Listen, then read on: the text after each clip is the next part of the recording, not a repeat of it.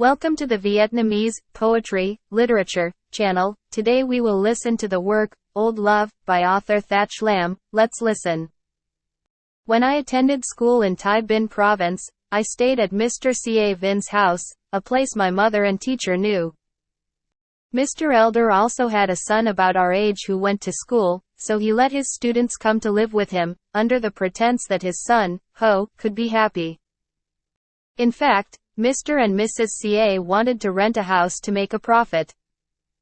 His family was poor and had many children, and our father's monthly income was enough to give Mrs. Vin a small capital to do business. Mr. Ca lives in a class of old houses, a 5-room tiled house running along the street and a large leafy house, full of Mrs. Ca's goods, then the lower house and the kitchen. Behind the house there is a plot of land planted with trees, separated from the province's wild grass by a low hibiscus fence. Right in front of the brick house, there is a square and narrow yard with a large water tank. That yard is Mr. Ca's private country, a small rockery in a small cement tank and 2 rows of pots planted with all kinds of orchids. Like many other free people, Mr. Ca has a passion for meticulous work. Early in the afternoon, I always see him stooping in the yard, bending over to prune orchid pots or repair rockeries. It is a solemn occasion if the orchid pot has a bunch of flowers. You have to see the joy on his face at that moment to understand. He called us out to see the flowers, with the pride of a skillful master, then for hours he stood silently looking at the orchid pot, as if waiting for the flower to bloom. The brickyard was right where our classroom window looked out, and whenever we looked up at our books, we could see his shadow. His care, tenderness and care made us laugh. If Mr. Ho wasn't there with him, we would have planned to playfully tease him. The whole family gathered at the meal.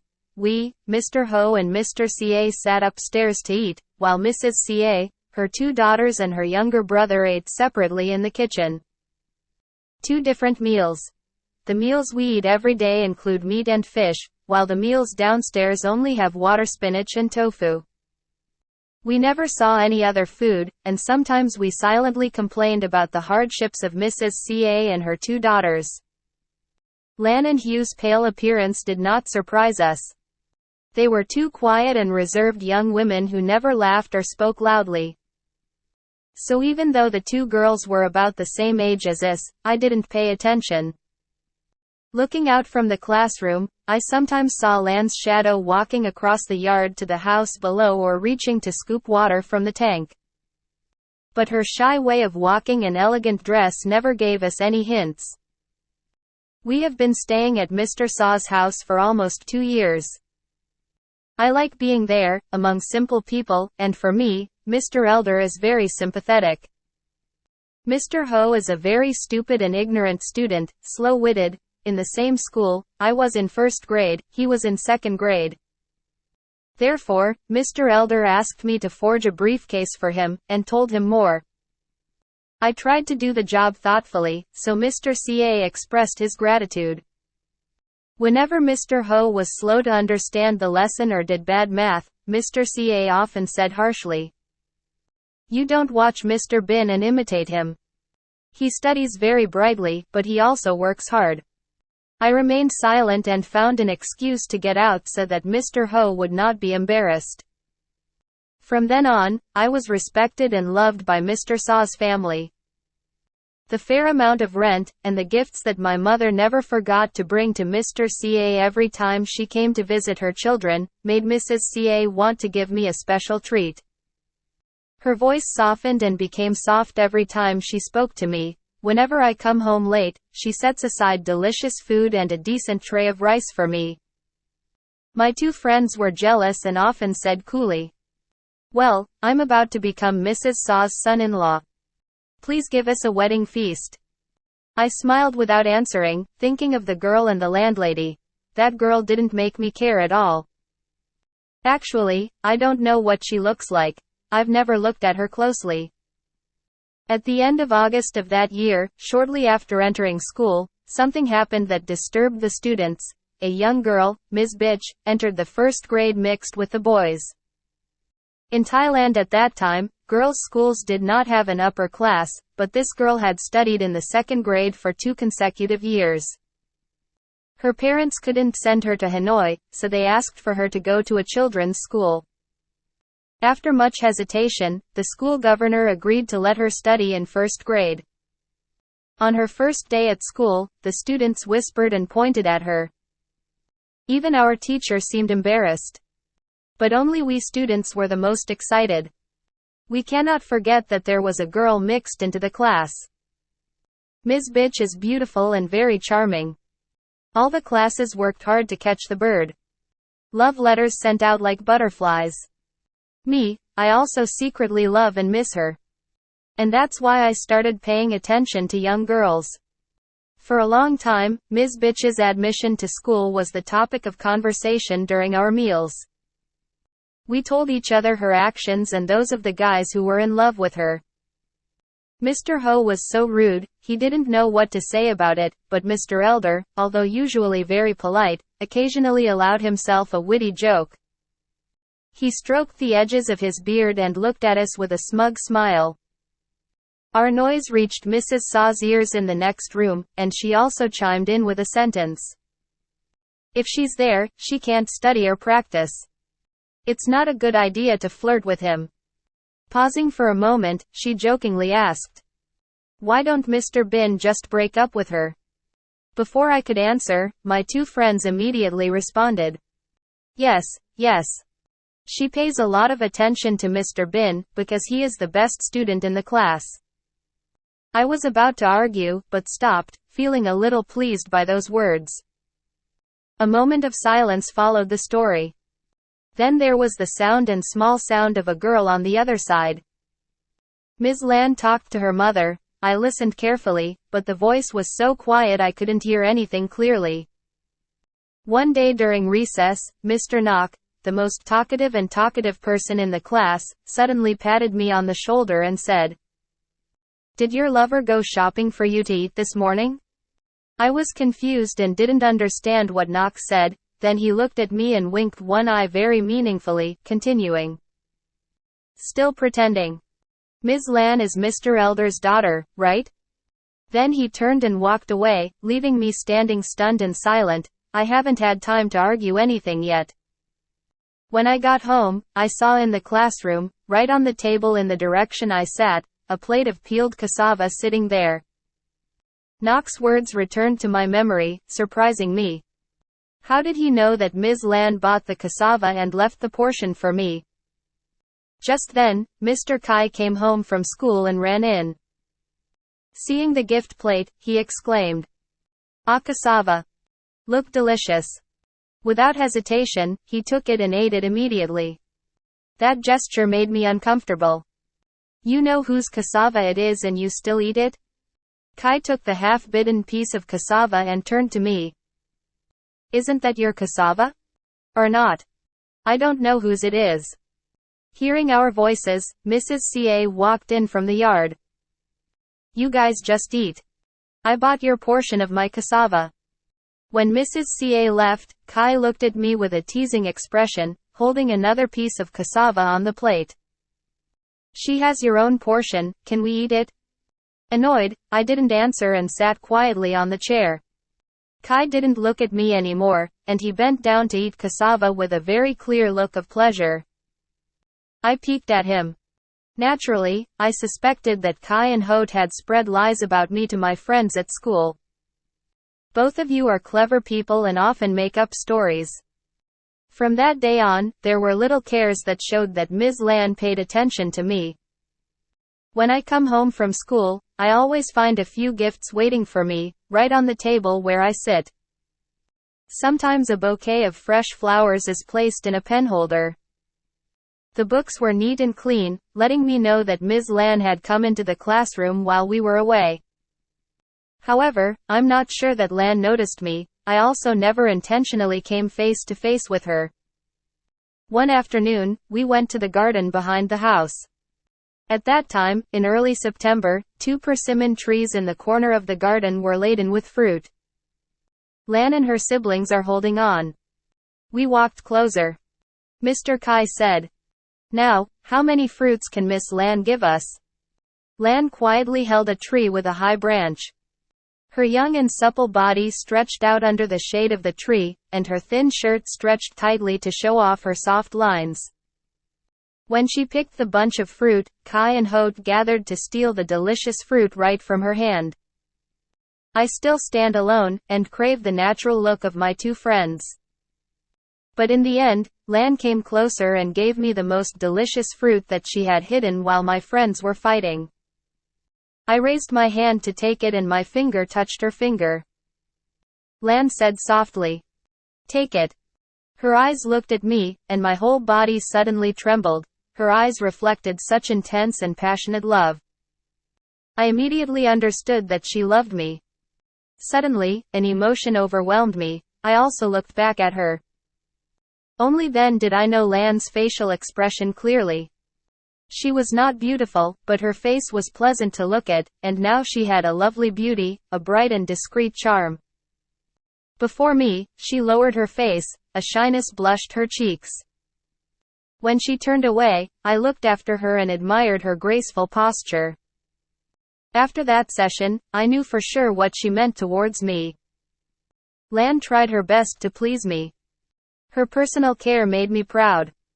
Sometimes, she deliberately tries to meet me. When I came home from school, I saw her standing in the alley as if by chance. When I passed, she crouched against the wall and looked at me with a happy smile. I also smiled back at her. I was young and a daughter's love made me proud. One night in the middle of the month, I sat sadly in the classroom, not knowing what to do. The whole family went to bed, and Mr. Kai and Mr. Hote went to see the empty opera. I sat near the window overlooking the yard. Outside, the full moon shines brightly, the lime walls shine brightly white. 2 rows of orchid pots cut shadows on the yard, and the dark orchid leaves sparkled with the curved moonlight. Very mellow and enjoyable moment. I quietly enjoyed the cool breeze of the night. Suddenly a figure crept into the potted plants, then I heard the sound of water gently falling. Ms. Lan watered the flowers. I remember every time the orchid pot had flowers blooming, Mr. Elder forced her to water it at night. Sometimes, very late at night, we can still hear her voice outside in the garden. A desire suddenly came to occupy my soul. The light and sharp scent of orchids wafts outside. Lan was still crouching over the potted plant, seemingly unaware that I was next to her. However, I clearly guessed her emotions. I came next to her and softly called, "Lan, Lan." I put my hand on her hand.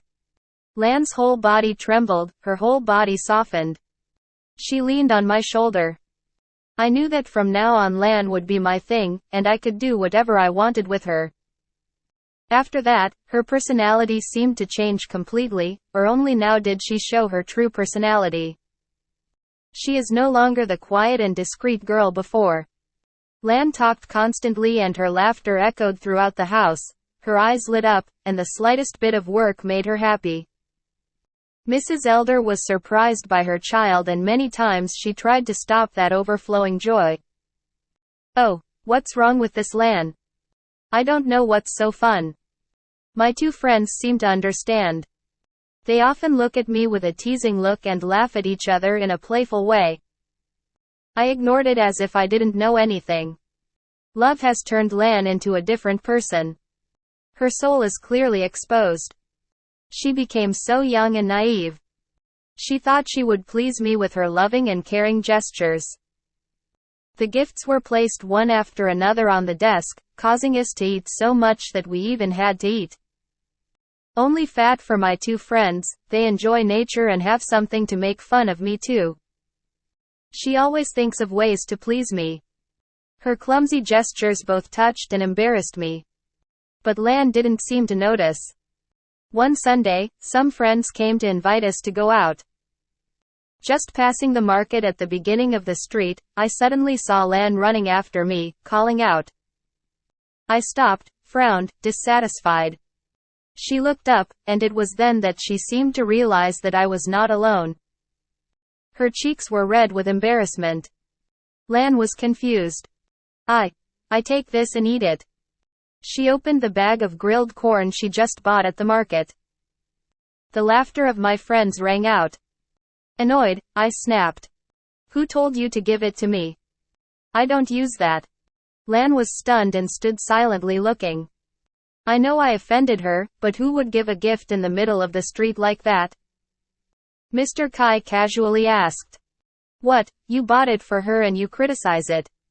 They smiled at each other, then Hode introduced to his friends. That's my brother's beautiful lover. I didn't answer, annoyed. When I returned, I deliberately avoided her, and kept an angry face. But Lan is still childish and unreasonable as before. On the 5th day of the 5th month, not knowing what to think, Lan gave me a set of amulets made of red and green leaves. It was a meticulous project that she stayed up all night sewing. Seeing that thing clearly placed on my booklet, Mr. Kai and Hode relaxed and laughed. They passed the colorful peaches and peppers around, and the sarcasm doubled. Embarrassed, I grabbed it and threw it out the window. The bag charm fell right into the gutter. In the afternoon, when I met Lan, I saw her looking at me with silent resentment. Both annoyed for me and annoyed for her, I quietly pretended to be indifferent and then looked away. Mr. and Mrs. both began to suspect something. That makes me worried. I have told Lan many times to be discreet. But despite my careful advice, Lan seemed unable to keep it. She has a simple and rustic soul in love. Lan gave me very funny and unreasonable gifts, and seemed surprised to see that I was dissatisfied. You don't like these things I gave you? Knowing I couldn't make her understand, I just replied. I don't like you giving me anything. Hode and Kai have probably told many people about my love for her. At school, classmates repeatedly hinted at how far away it was. They already know the story of the bag charm on the 5th day. Surprisingly, one day, he suddenly came and reached out and opened my shirt, saying, Now, look where your pocket charm is. I angrily pushed him away and turned away. Amazed with, Hey, you're so slim and you're still wearing that bag charm. Those taunts made me angry to the extreme. I silently blamed Lan for causing me such discomfort. Her simple love began to oppress me. Her loving and caring ways only keep me busy. I started looking for excuses to avoid her. Lan, on the contrary, became even more attached to me. Her passion made her forget all about care. Whenever she saw me in a hidden place, she would jump up and hug me, and I had difficulty removing her. We were almost caught by Mr. and Mrs. CA several times. The mocking looks of his classmates and sarcastic comments flashed through his mind. I no longer have the peace of mind to be ready to enjoy love anymore. I quickly left her. Lan didn't understand, and her reproaches, although very discreet, along with her tears every time she saw me indifferent, only made me more upset. One afternoon, the whole family went out to dinner. Hode and Kai went to Nam Dinh to visit. I came home from outside and saw a tray of rice waiting at home with 2 pairs of chopsticks and 2 bowls. Lan stood in a hidden place, giggling. Then, like a baby bird, he jumped up and ran out, grabbed my hand and scolded me. You came home so late today. The rice and water are cold. The reprimand was joking. She tried to use a dignified tone to sound like a wife scolding her husband. I laughed, but frowned and didn't answer. Lan looked at me like a child asking for an adult's opinion. Awful, why did you mistake your face like that? Well, I beg you to leave. She closed her mouth and smiled, opened the table, watching for my satisfaction with the skillfully prepared dishes that she knew I still liked. But I still don't say it. I lazily went into the next room, sat behind the desk and opened the book. Knowing she was getting closer, I didn't turn back. Mr. Bin came to eat. I didn't answer. She invited again. Please invite Mr. Bin to dinner. Please invite Mr. Bin to dinner. Her laughter rang out after those words. She ran to my side and tried to pull me up, but my stern expression stopped her. Her stunned look and the sadness and resentment in her eyes made me feel sorry for her, but I also said, "Okay, just leave me alone, I don't want to eat yet." "Hey, but..." "No, I can eat later." She started to speak, but then bowed her head silently, looked at me again and then turned away. I ate alone, ate very quickly, and didn't pay attention to Lan's anger. After dinner, I went out immediately. On the street, I met Kai and Hote from Nam. Kai pretended to be surprised. "Why don't you stay at home and have sex?" Add another sentence. "Were you angry with each other?" Then they both burst out laughing. I frowned in response. That night I was upset and couldn't sleep. Thinking about Lan's love for me, thinking about dinner, I felt a little regretful, and because of that, I felt even more annoyed. The next morning I heard Mrs. CA ask, "Lan, are you tired?" Lan replied, "No sir." When Lan walked through the yard downstairs, I saw her sad face, dark circles around her eyes, and a quiet and bored demeanor. She carried the watering can to the water tank and seemed to deliberately hold back her sighs. I felt both angry and sad, as if something beautiful was being lost and I no longer had the courage to keep it. From that day on, Lan was as quiet as before. She rarely speaks and doesn't meet me often. She showed a proper, indifferent and always sad attitude. That gives me peace, but it also makes me angry. I thought she would only be like that for a few days, maybe there would be times when she couldn't stand it anymore, would have to come to me, would have to ask me, and the wait for her to make up with me made me even more angry with my pride. Proud. Living together in the same house, we were like strangers, and over time, thinking about her, I felt indifferent. For more than a month, we only occasionally saw each other. Lan and I calmly asked each other or answered questions without hiding any sense of intimacy or anger. I no longer pay attention to her appearance, and sometimes when I think about the past, I am surprised as if I found a strange personality. Then exam season arrived. Kai, Hote and I practiced hard. The fervent competition at the end of the year is the complete concern of the students. At Mr. Saw's house, during meals, we only talk about exams and discuss difficult or easy questions that will be presented in this exam. Lan was completely erased in my life. Never has oblivion been as quick as in my mind at that time, and never has teenage love been so simple. Between the landlord's daughter and the student, there seemed to be no love at all, and the moonlit night of love a few months ago was just the indifferent image of a fleeting dream. At that time, the hydro-mechanical exam had not yet opened in Tai Bin.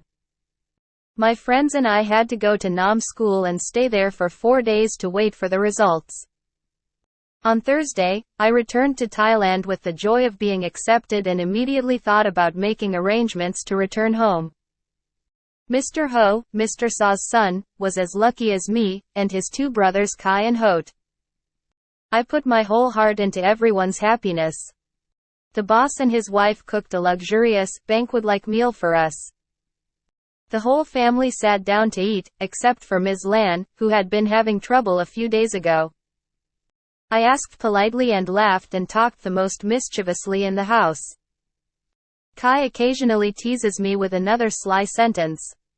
One time, when he was drunk with wine and saw Kai standing as a matchmaker asking Ms. Lan for me, Mr. CA smiled happily.